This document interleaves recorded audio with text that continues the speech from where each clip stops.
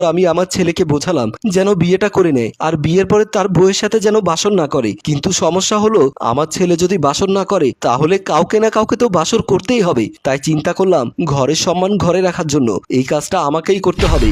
এতক্ষণ এত কথা শোনার পর মেয়েটা বলল, আমি কখনো প্রেম করিনি, আপনার ছেলের সাথে পারিবারিকভাবে বিয়ে ঠিক করেছেন আপনারা।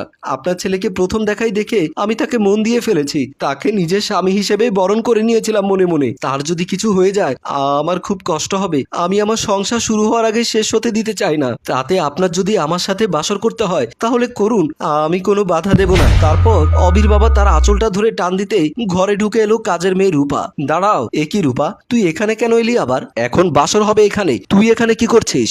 আমি এখানে না আসলে একটা মেয়ের জীবন নষ্ট হয়ে যাবে, তাই আসতে বাধ্য হলাম। তারপর কাজের মেয়ে নতুন বউকে নিয়ে হাত ধরে টেনে ড্রয়িং রুমে চলে গেল। তারা দুজন ড্রয়িং রুমে ঢুকতেই অভি দাঁড়িয়ে বলল, এগুলো কি হলো রূপা, তুই ওকে এখানে কেন নিয়ে এলি? ও তো বাসর ঘরে